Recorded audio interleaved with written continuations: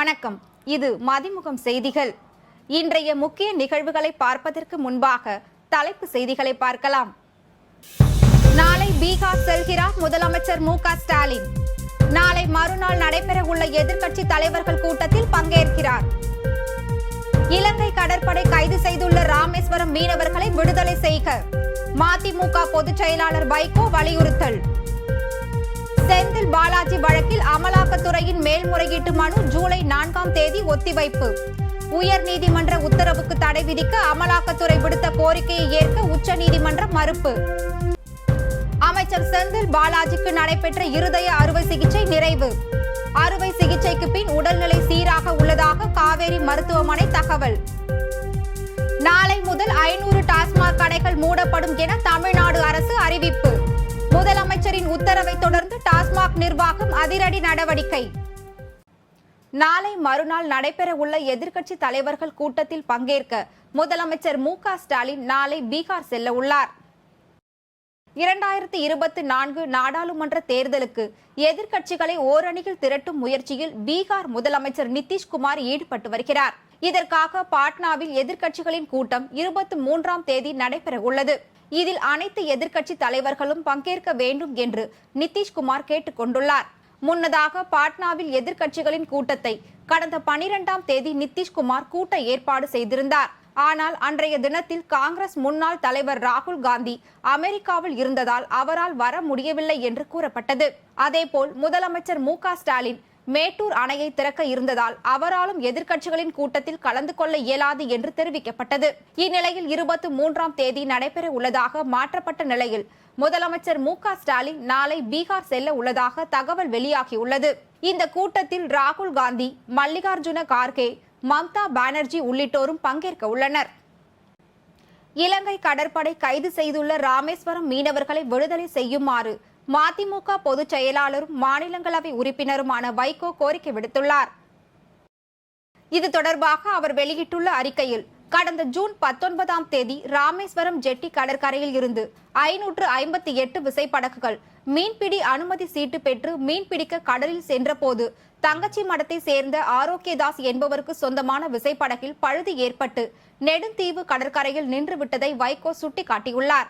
இந்நிலையில் படகில் மீன்பிடிக்க சென்ற 9 மீனவர்களை இலங்கை கடற்படை கைது செய்து நெடுந்தீவில் வைத்துள்ளதாக வேதனை தெரிவித்துள்ள வைகோ, அவர்களை நீதிமன்றத்தில் நிறுத்தி சிறையில் அடைக்க இலங்கை கடற்படை நடவடிக்கை மேற்கொண்டு வருவதாகவும் தெரிவித்துள்ளார். விசைப்படகில் ஏற்பட்ட கோளாறு காரணமாக கரை ஒதுங்கிய படகில் இருந்த Anthony Johnson, Jesuraj, Maria Ruban, Muthu, Anthony Prabhu, Lenin, Jacob, James Pradeep, Anthony ஆகிய 9 மீனவர்களையும் கைது நடவடிக்கை எடுக்காமல் கருணை அடிப்படையில் விடுதலை செய்யுமாறு வைகோ தமது அறிக்கையில் கேட்டுக் கொண்டுள்ளார். அமைச்சர் செந்தில் பாலாஜி வழக்கில் அமலாக்கத்துறையின் மேல்முறையீட்டு மனுவை ஜூலை 4ஆம் தேதிக்கு ஒத்திவைத்து உச்சநீதிமன்றம் உத்தரவு பிறப்பித்துள்ளது. அமைச்சர் செந்தில் பாலாஜியை தனியார் மருத்துவமனைக்கு மாற்ற அனுமதி வழங்கிய சென்னை உயர்நீதிமன்றம் உத்தரவை எதிர்த்து உச்சநீதிமன்றத்தில் அமலாக்கத்துறை மேல்முறையீட்டு மனு தாக்கல் செய்தது. இந்த மனுவை அவசர வழக்காக விசாரிக்க கோரிய அமலாக்கத்துறையின் வேண்டுகோளை நிராகரித்த நிலையில் இன்று விசாரிப்பதாக தெரிவிக்கப்பட்டிருந்தது. இதையடுத்து அமலாக்கத்துறையின் மனுவை நீதிபதிகள் சூரியகாந்த், எம். சுந்தரேஷ் அமர்வு விசாரித்தனர். அப்போது செந்தில் பாலாஜி தொடர்பான ஆட்கொணர்வு மனு மீது உத்தரவு பிறப்பித்த உயர்நீதிமன்றத்தை சந்தேகிக்க முடியாது என்றும், தேவையெனில் மீண்டும் சென்னை உயர்நீதிமன்றத்தில் அமலாக்கத்துறை முறையிடலாம் எனவும் உச்சநீதிமன்றம் தெரிவித்துள்ளது. ஒருவர் மருத்துவமனையில் அனுமதிக்கப்பட்டுள்ள போது அவரை காவலில் எடுக்க முடியுமா என கேள்வி எழுப்பிய நீதிபதிகள், மருத்துவமனையில் உள்ளவர் குறித்து மருத்துவர்கள் கூறியதன் அடிப்படையில்தான் விசாரணை நடத்த முடியும் என்றும், சிகிச்சை முடிந்த பின் விசாரணை நடத்தவும் அறிவுறுத்தினர். இதனைத் தொடர்ந்து அமலாக்கத்துறை தரப்பு வாதத்தில், கைதான 15 நாட்களுக்குள் விசாரணை நடத்தப்பட வேண்டியது அவசியம் என்றும், ஆட்கொணர்வு மனு தாக்கல் உத்தரவால் செந்தில் பாலாஜியிடம் விசாரணை நடத்த முடியவில்லை எனவும் தெரிவிக்கப்பட்டது. இதன்பின் சென்னை உயர்நீதிமன்ற உத்தரவை பார்த்த பின் இந்த வழக்கை உச்சநீதிமன்றம் விசாரிக்கும் என்றும், ஆட்கொணர்வு மனு மீது உயர்நீதிமன்றம் நாளை உத்தரவு பிறப்பிக்க உள்ளதால் அதன்பின் விசாரணை நடத்தப்படும் என உச்சநீதிமன்றம் நீதிபதிகள் தெரிவித்துள்ளனர். மேலும் செந்தில் பாலாஜி தொடர்பான வழக்கில் அமலாக்கத்துறை வைத்த அனைத்து கோரிக்கைகளும் நிராகரிக்கப்பட்டது. உச்சநீதிமன்றம் வழக்கை காரணம் காட்டி உயர்நீதிமன்றத்தில் வழக்கை ஒத்திவைக்க கூடாது எனவும் உத்தரவிடப்பட்டு செந்தில் பாலாஜி வழக்கில் அமலாக்கத்துறையின் மேல்முறையீட்டு மனுவை ஜூலை 4ஆம் தேதிக்கு ஒத்திவைத்து உச்சநீதிமன்றம் உத்தரவிட்டது. அமைச்சர் செந்தில் பாலாஜிக்கு நடைபெற்ற இருதய அறுவை சிகிச்சை நிறைவடைந்த நிலையில் அவரின் உடல்நிலை சீராக உள்ளதாக காவேரி மருத்துவமனை தகவல் தெரிவித்துள்ளது. இது குறித்து கூடுதல் தகவல்களை தர செய்தியாளர் பிரபாகரன் நம்முடன் இணைந்துள்ளார்.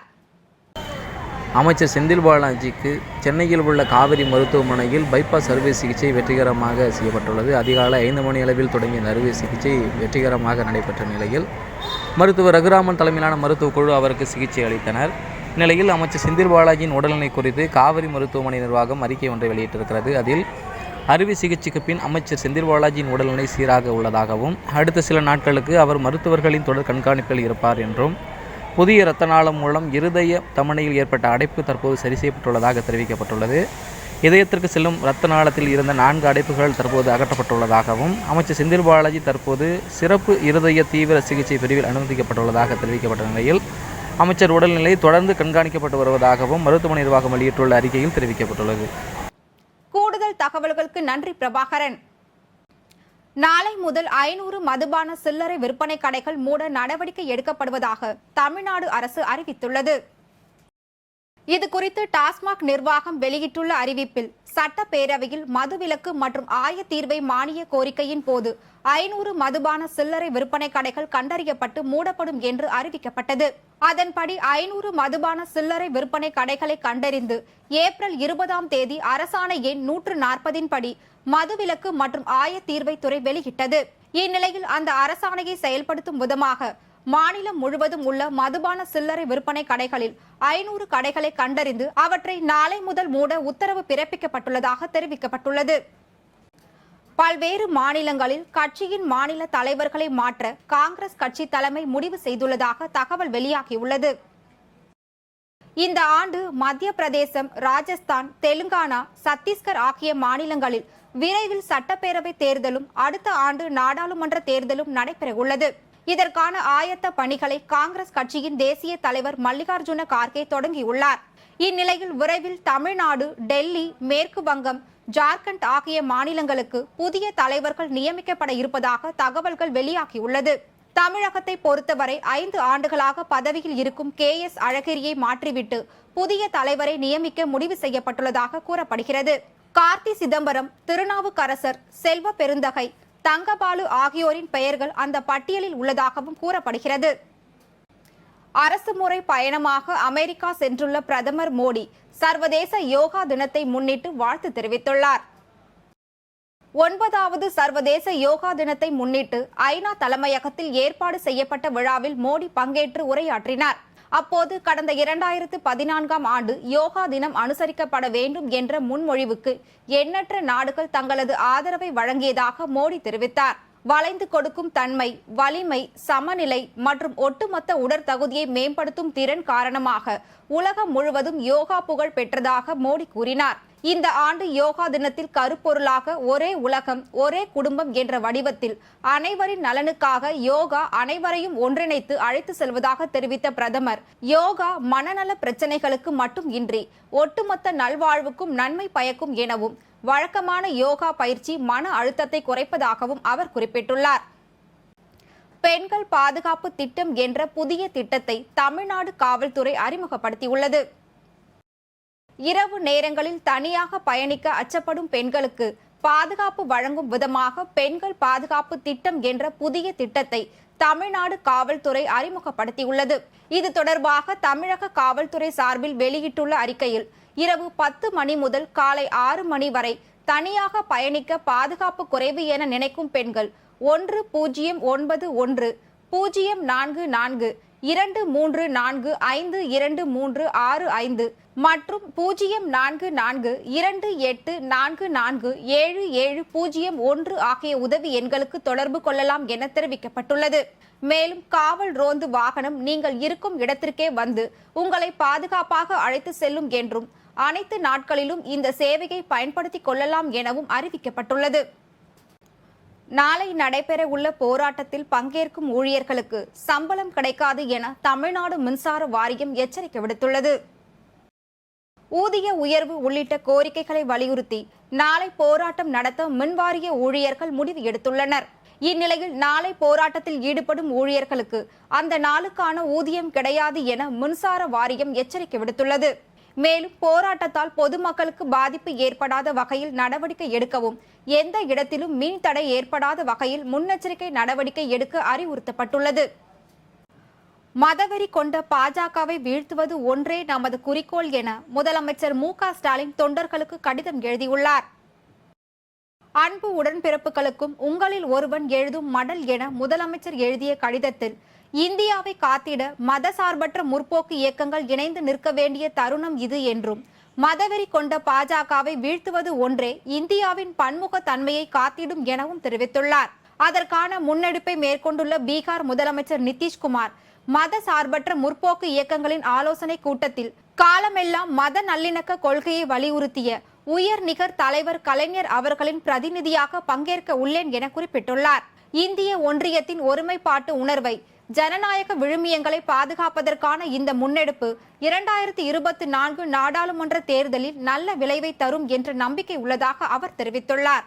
கலைஞருக்கு கோட்டம் கண்டதை போல் அவர் வழியில் ஜனநாயக போர்க்களத்தை சந்தித்து நாட்டு நலன் காண்போம் என முதலமைச்சர் மு.க.ஸ்டாலின் குறிப்பிட்டுள்ளார். வேலூரில் விற்பனைக்காக குட்கா கடத்தி வந்த கணவன் மனைவியை காவல்துறையினர் கைது செய்து விசாரணை மேற்கொண்டு வருகின்றனர். வேலூர் மாவட்டம் குடியாத்தம் பகுதியில் பெங்களூரில் இருந்து வந்த காரை பரிசோதனை செய்த போது அப்சர் பாஷா மற்றும் அவரது மனைவி ரட்சிதா இருவரும் காரில் குட்கா, பான் மசாலா மற்றும் கூலிப் ஆகியவை கடத்தி வந்தது கண்டறியப்பட்டது. இதனைத் தொடர்ந்து இருவரையும் கைது செய்து குட்கா கடத்த பயன்படுத்திய கார் மற்றும் 50,000 ரூபாய் மதிப்புள்ள தடை செய்யப்பட்ட போதைப் பொருட்களையும் காவல்துறையினர் பறிமுதல் செய்ததுடன் இருவரையும் நீதிமன்றத்தில் ஆஜர்படுத்தி சிறையில் அடைத்தனர். மயிலாடுதுறையில் கேட்பவர்களுக்கே மூச்சு முட்டும் அளவிற்கு பெண்மையின் பெருமைகளை மூச்சு விடாமல் பேசிய 7ஆம் வகுப்பு மாணவிக்கு மாவட்ட ஆட்சியர் சால்வை அணிவித்து பாராட்டு தெரிவித்தார். மயிலாடுதுறை மாவட்ட ஆட்சியர் ஏ.பி. மகாபாரதி குத்தாலம் ஒன்றியத்தில் நடைபெற்று வரும் பல்வேறு வளர்ச்சி திட்ட பணிகளை ஆய்வு மேற்கொண்டார். அவ்வகையில் குத்தாலம் ஊராட்சி ஒன்றிய நடுநிலைப் பள்ளியில் அவர் ஆய்வு செய்தபோது மாநில அளவிலான பேச்சு போட்டிக்கு தயாராகிய அப்பள்ளியின் 7ஆம் வகுப்பு மாணவி சிவஸ்ரீ என்பவர் சிறப்பாக பேசுவதாக பள்ளி ஆசிரியர்கள் மாவட்ட ஆட்சியருக்கு அறிமுகம் செய்து வைத்தனர்.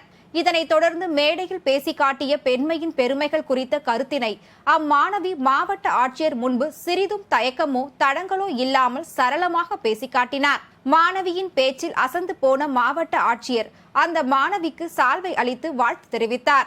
பெண்ணே, நீ அலங்கார பொம்மை அல்ல, போக பொருளும் அல்ல, உதிரம் சிந்த சிந்த உன்னையே செதுக்கிக் கொண்ட சிற்பம் அல்லவா நீ.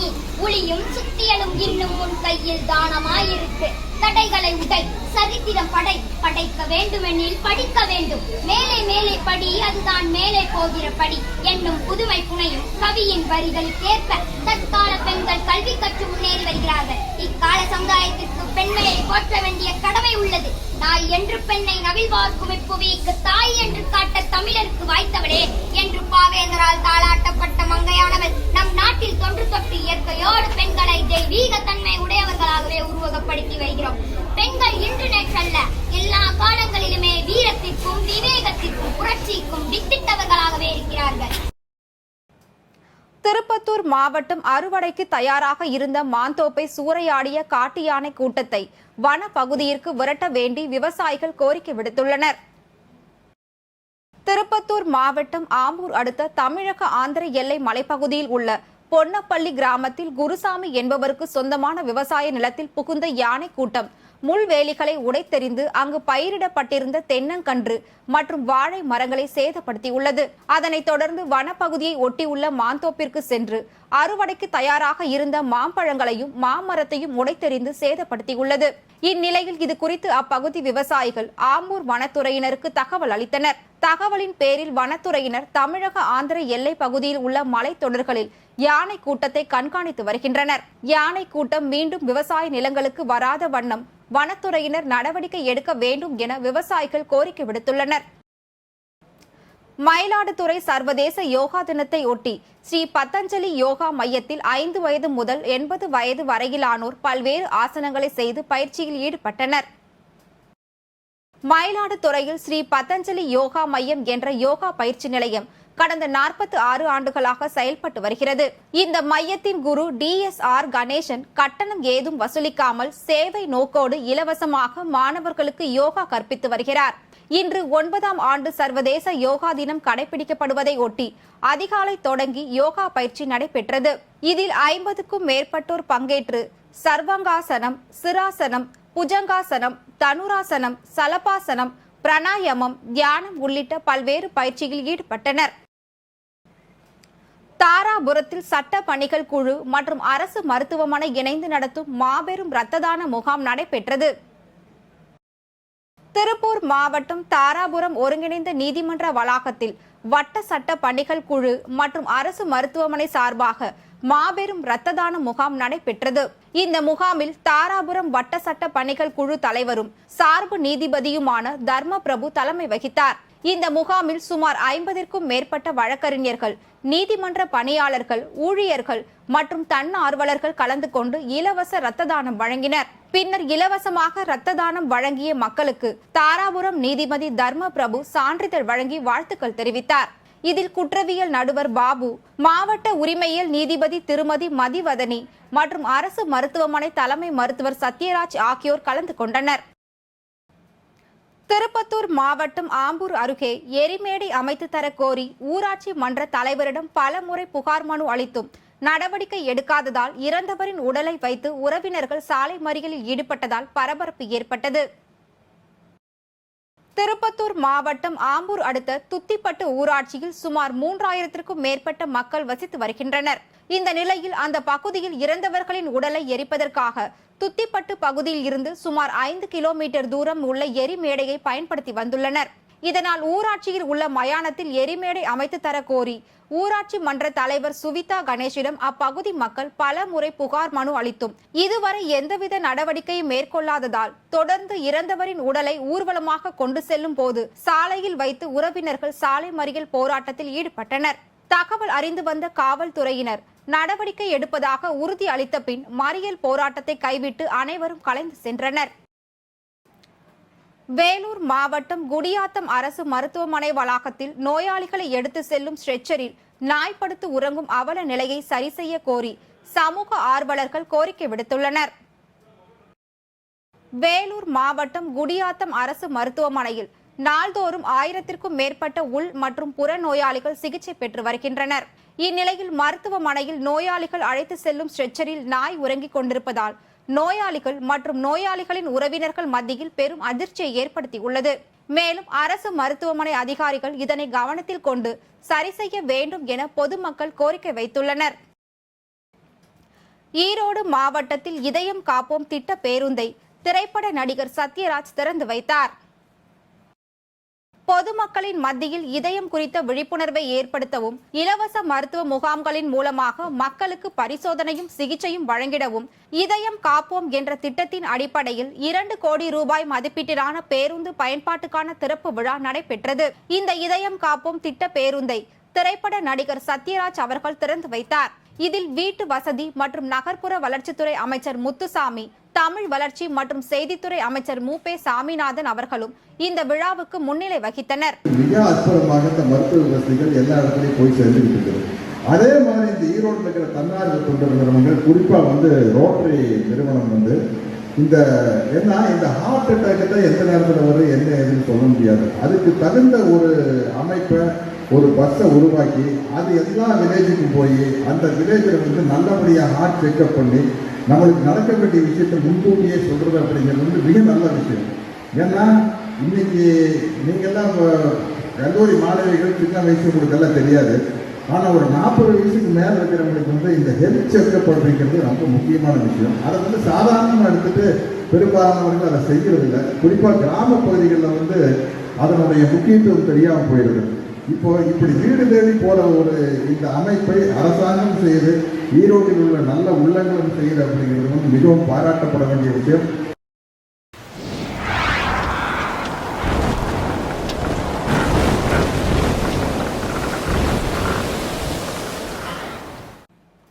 தமிழ்நாட்டில் 26 மாவட்டங்களில் மழைக்கு வாய்ப்புள்ளதாக சென்னை வானிலை ஆய்வு மையம் தெரிவித்துள்ளது. தென்மேற்கு வங்கக்கடல் மற்றும் அதனை ஒட்டிய மத்திய மேற்கு வங்கக்கடல் பகுதிகளில் ஒரு மேலடுக்கு சுழற்சி நிலவுகிறது. இதன் காரணமாக தமிழ்நாட்டில் 26 மாவட்டங்களில் மழைக்கு வாய்ப்புள்ளதாக சென்னை வானிலை ஆய்வு மையம் அறிவித்துள்ளது.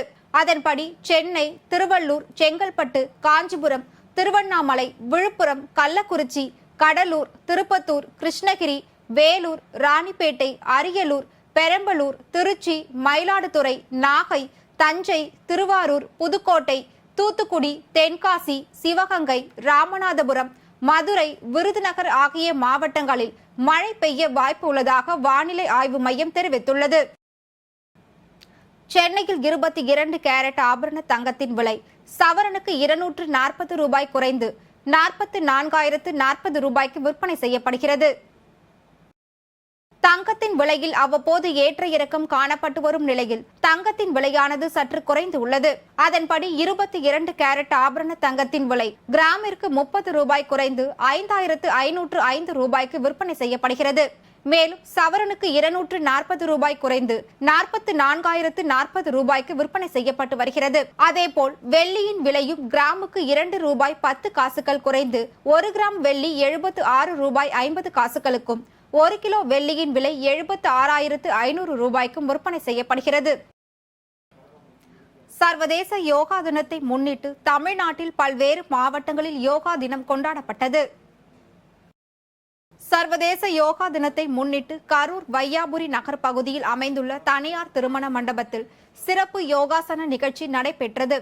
இந்த சிறப்பு யோகாசன நிகழ்ச்சியில் மன அமைதி, உடல் வலிமை, ஆரோக்கியம் ஆகியவற்றை மேம்படுத்துவதற்கான சூரிய நமஸ்காரம், பத்மாசனம், மிருத்தியங்காசனம், உட்காசனம், மார்க்கண்டேயாசனம் உள்ளிட்ட பல்வேறு ஆசனங்களை தொகுத்து வழங்கப்பட்டது.